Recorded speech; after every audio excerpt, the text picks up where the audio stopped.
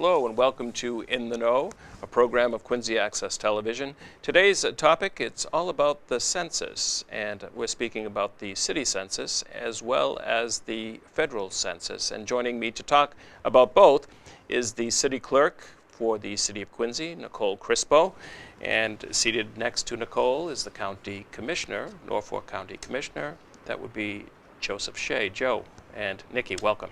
Thanks for having us. Mark. The former city clerk, of course, Joe. It's great to have you here. I think as we talk about the census, and folks will see the poster behind me, obviously there's a lot of hype, there's a lot of advertising going on. We want people to participate in both the city census and the federal census. Let's start with the city census, Nicole, because those have gone out to folks in the city of Quincy. Yes, so we wanted to get them out early so that we wouldn't be confusing the two. So we got the city census out the first week in January.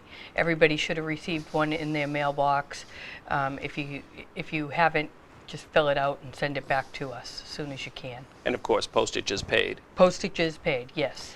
Talk about the importance, we'll talk about the importance of both the federal and the city census. Let's talk about the importance of filling out the city census. I mean, folks might think, well, I won't do the city, but I'll do the federal, or I won't do the federal, but I'll do the city. Do both. Yes, it is so important to do both. First and foremost, the city census is a great tool for your kids starting off in school. The schools confirm with us that there is a family living there. Veterans bonuses get decided by how long they've been in the city and where they were when they enlisted. And also the voting list. Keeping up on the voting list, and that is the way we do it, is you have to maintain your residency in the city in order to be an active voter. And housing and related Sure, benefits, housing, I would imagine, yes, as well. Of course. It all rolls downhill from the federal census, right into the city census. We do the same things. We decide where there's going to be a school, where there's going to be a health center, where there's going to be a playground. It's all based upon, the same as the federal census, as the city census. And just talk about the material that is collected as far as privacy, which might be a concern for folks. Yeah, so we are a public record state. We do come out with a book of residents in our city. It does not have your date of birth, it has your year of birth, so it's name, address, and year of birth. But as far as anything else goes, we don't give out. There's this place on the form to fill out for unlisted telephone number. And so if you check that, we certainly won't give out a telephone number. And like I said, it is an open state, so we are required to give the information. Another tool that we use is the jury list. So the jury list also comes from the city census as well. And we should mention that in the mailing this year was a survey regarding municipal broadband. That's right. So the survey was sent out and sent back. We have gathered those all together, and the mayor's office is going through them now. And we should mention the city census is an annual census, and that is different than the federal census, and I suppose we'll kind of move to that portion of the program now, but correct, it's annual as opposed to 10 years. Annual census, it comes out every January. We just ask that you fill it out. We don't put any information about the children on the form, but we do ask you to add it, so that way it does go out to address specific rather than name specific. Okay. So if there's children living in the household, we don't want it to go to the next person that lives there. That's the reasoning for taking the kids off every year, but ask you to put them back on. If anyone has any questions about filling out the census, they could get in touch with you. Certainly. Call our office, 617-376-1131, and somebody can help you with that, of course. Great. What about, just lastly, what about participation in the past? As far as how many people return, We get about a 40 to 50% back, and we appreciate that. But if we could do better, It should be 100. it should be 100. I mean, it's paid, and we rely on it so much for such things that I mentioned earlier, and for that, yeah, just send it back. And maybe people simply don't realize the importance and how it's linked to funding. Yes, it is, and we rely on it for grants all the time in our city.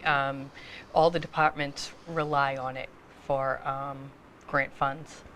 So Joe, turning to the federal census, the 2020 census that folks see behind me, obviously there's a lot of material that has been going out, will continue to go out, but talk about, I guess, we'll start by talking about the importance of the federal census and how it is as important as the city census.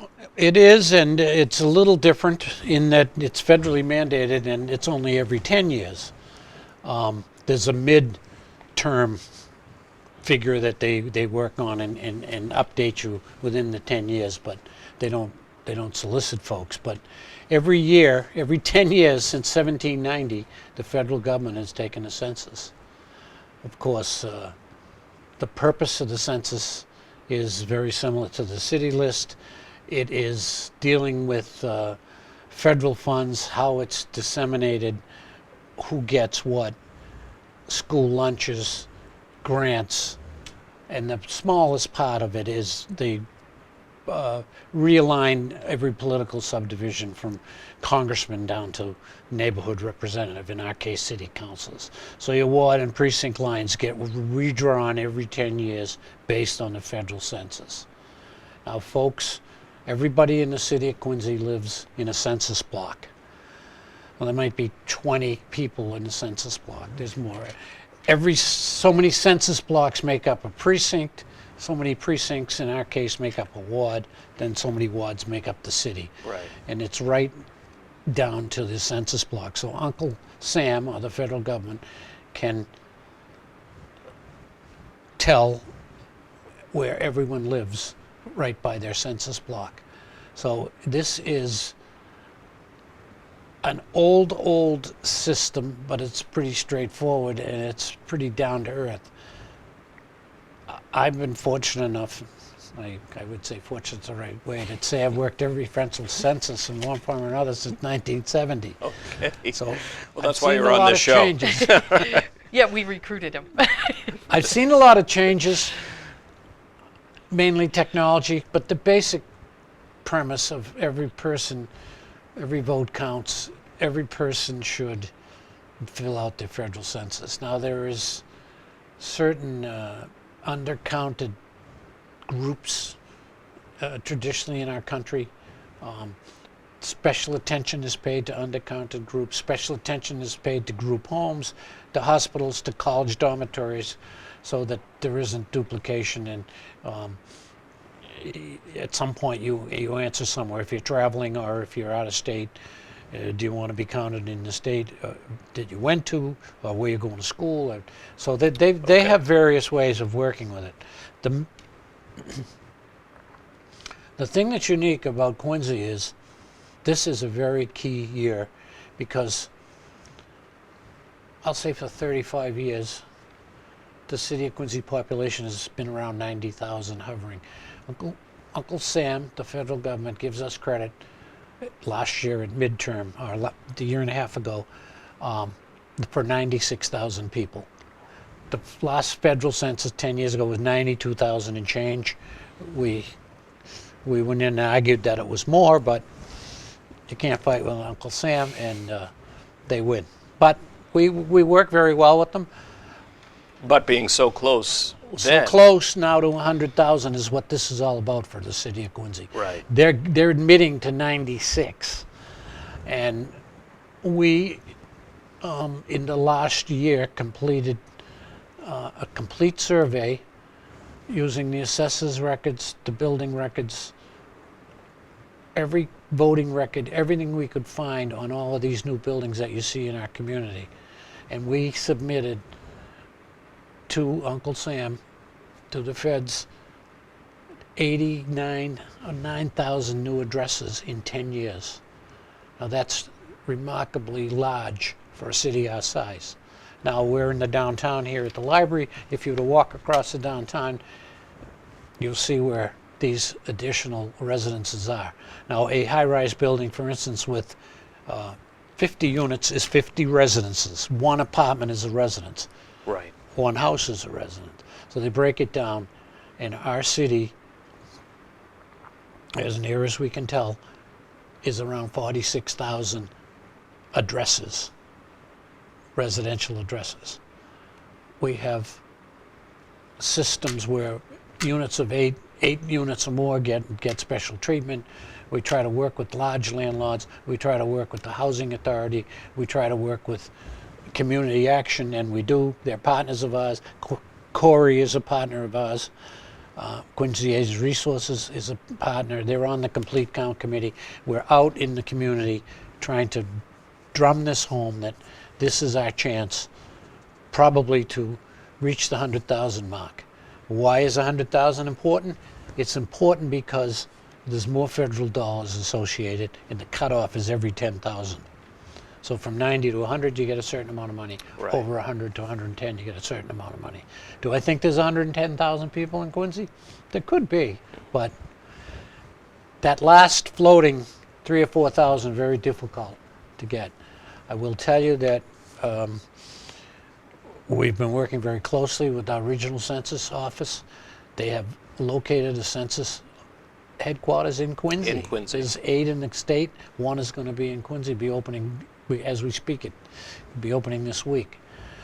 It's down at the center of Hancock Street, and we'll be working very closely. I know that Mayor Koch added some additional monies in this year's budget to augment what the state does and what the feds do and work with them. We work very closely with the Commonwealth because they're heavily involved. Secretary Galvin and his team are heavily involved in the census. They believe in it. They are the ones that will draw the ward lines after all the data goes in. So this process, which started in 2018, actively for us, drawing the boundaries, checking the new addresses, will end up in 2021 with the announcement after the clerk takes the plan to the city council and the mayor of the new ward boundaries. They don't change as much as you think because we're a city that is bounded by the Blue Hills on one side, the ocean on another. So Correct. we change within. But I expect, and Nicole is better at this than I am, that the changes are going to be in the downtown area. But we'll wait and see. Because a lot of these buildings right out our front door here were not here 10 years ago. True. They will be occupied and are occupied now and will be occupied in 2020. So we're excited. We think of various ways to reach out to people, but mass communication is doing a lot of it. I noticed a lot of advertising. The advertising in Quincy, of course, is in several languages. Of course, English and the other language of choice generally in Quincy is it's some form of a Chinese language, a dialect, and all of these forms are printed in these dialects, and people can avail themselves. We've distributed them around the city at various health centers, the libraries, fire stations, and a lot of signage will be going up in the next few weeks, very similar to this. I brought some other signs with me. But Right, that there were just there wasn't room to display them, but there are quite a few. we're ready to go. I mean, if you don't respond to the census on the first mailing, there is a follow-up process that the government, that the federal government hires enumerators. They're in the process of hiring people now. These are local people generally, supervised by full-time census workers that will be coming into the neighborhood and ringing your doorbell and trying to get your census information back. But there's many ways to get census information, so As far we're as, excited. I mean, And there's ways of getting it, of completing the census. Correct. 3 ways: online, by mail, and by phone. correct. I mean, years ago it was only they'd had to have a document, but it's the online is new, the phone is fairly new. So And then, of course, a visit If you if can't get out, you don't do any of those. Right? You will eventually get a visit. And we have talked to the census takers, and we tell them about our city and that we have elderly in our city and that we have Chinese and Vietnamese and Indians and all sorts. And what we say is, if you do get a hold of them and they're nervous, ask them to meet you in a common place. Okay. Like one of our libraries, or like the Starbucks, or a Dunkin' Donuts, somewhere that they feel comfortable and you feel comfortable. They can certainly come up to City Hall, and we can make room, for them to sit with some people, and get the numbers. And we should mention the that information. when they do come to your door, they will have IDs, and that's very important. They will. absolutely. And they're heavily credentialed, and They all get a query they train check. all their people. They've all been query checked, and and I know that there's a tendency not to answer the door, and people, have in this mobile society aren't home at certain times, but they have ways of trying to reach out to you. But you'll be able to notice their credentials, and they'll advertise that too, because And if people you, are hesitant to open the door, and maybe they should be, but not to census takers. but if you do this work ahead of time, Right. then you avoid having Right. anyone come Right. to your door. They'll be out nights, weekends, mornings, afternoons. They're going to be out at all times. So I have a timeline here, and January 21st, the count officially began in Alaska, in a rural town in Alaska. But now March 12th through the 20th, that's when folks will start receiving. Well, the mail's The going out, onslaught, Yep. so by the last week in March, you should receive your census. I mean, it's a big. I mean, we have 3 post offices, but it's pretty. It's not rural. This is not a rural area. Of course, we're very dense, and we'd have the mailmen do a good job. So I mean, it'll be there, and then there's a certain amount of time to return it. Correct, and I do see continuing down March 30th through April 1st, the Census Bureau will count people who are experiencing homelessness. Obviously important for them to be counted as well. We have reached out to Father Bills, Okay. and we are working with them. They are part of our complete count committee. So April 1st, Census Day, that's observed nationwide. It is, and the banners will be up, and there'll be not only television advertising. I mean, everyone is doing more, and that's what that complete count committee is. And Quincy's been a solid partner with the federal government for the last 3 censuses for sure, and it's getting better, and it's very important. I mean, people, I know in this day of people get nervous about identity theft and everything. I mean, they're as aware of it as we are, and they have some amazing programs in line to protect everyone. And we've developed a relationship with the regional people for New England. We should mention that if someone does come to your door and the homeowner is questioning if the person is legitimate, then a call to the police department absolutely. could certainly help. Absolutely. And everything that you put on your census form or that you report anyway through your telephone or your social media, it's all confidential. 100% confidential. Whether you're a citizen or not, it's 100% confidential. And these census takers, they take an oath that they will not divulge any of the information. We have all taken the oath. Anybody that works on the federal census takes an oath that they will not divulge any of the information and that it is all confidential. Looking at the timeline, census takers in April will begin visiting college students who live on campus and people living in senior centers and others who live in or among large groups of people. Every group home, in our case, East Nazarene is our college that people live at, Nursing homes, health centers will all be also visited, and then there's a check system about whether they got it at home if they're in, and they work it out. But again, the confidentiality is the big issue, and we're excited. I mean, I think we're ready to go. We mentioned the door-to-door begins in May and goes through July, I believe. And then come December, that's basically the end of the process. It's the end of that process. Then we wait for the results, and then they ship it out back to the clerk and the board of registrars, and that's when you do the realignment of your wards and precincts, and then that gets reported back through the Secretary of State. They have an actual commission that you go before after it's approved by the city, and the hardware and the backup is supplied by Secretary Galvin's office.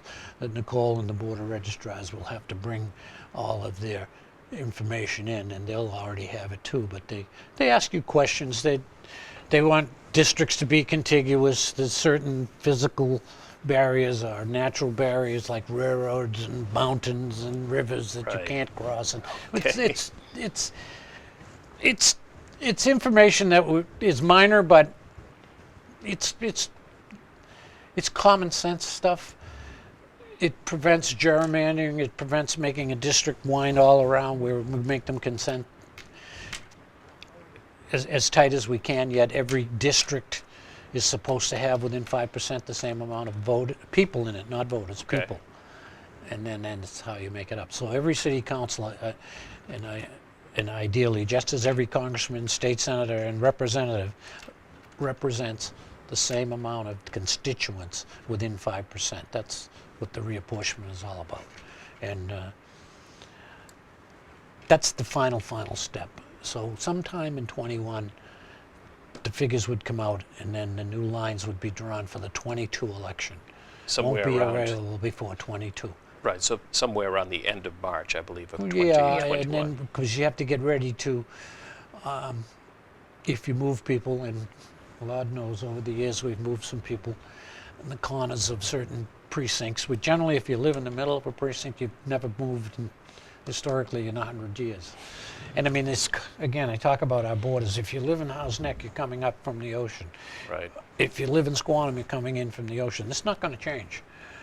Out in the top fringe, where it meets. They're not building any more land. No more land, but if you plop a 10-story building in the middle, it changes the count. Doesn't Certainly, throw it that off. makes sense. We Makes have total to sense.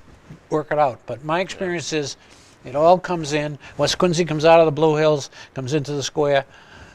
Everything ends up in this square area, and that's where you make your changes. There's a neighborhood right out back here, in the Elm Street area, that's been in my time in wards 1, 2, 3, and 5.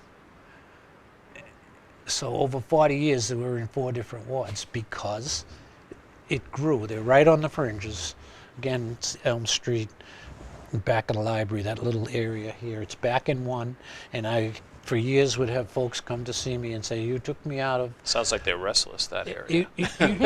You took me out of Ward 1. I'm mad. I mean, we're trying to keep you, but. But that's understood, the way it was. Right. Well, it is. It goes because, and then there's amount of notification to everyone, because if we move your polling places, I believe the city will stay at 6 wards and 30 precincts. The fringes of them may change a little, but not a lot. I don't see it happening a lot. As we close, there is a website, 2020census.gov. So folks, if they have, I believe there's sample questions there. There's a lot of information there for Yep. folks prior to them receiving the census. Correctly. They can do some research. And if you're interested in trying to go to work for the U.S. Census Bureau, that's the way to do it, because people have come in and called me, and I've called the census folks, and they said just refer them to the thing, and it's starting to come out the other end, because they're going to be doing some training coming up in the spring too. Great.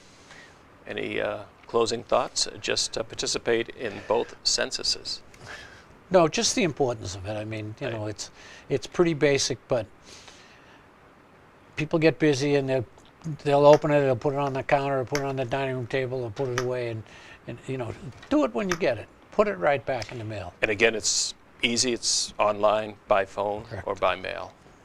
And the city census is by mail. By mail, yes, and like a postage-free envelope, so please send it back. Well, I want to thank you for joining me today and getting Thank the you. word out. Thank you. Always appreciate your visits, both of you, to QATV. So good luck. Thanks. Thank you. And thank you at home for watching. You have been watching a program of Quincy Access Television. Please continue to watch QATV for more locally produced programming.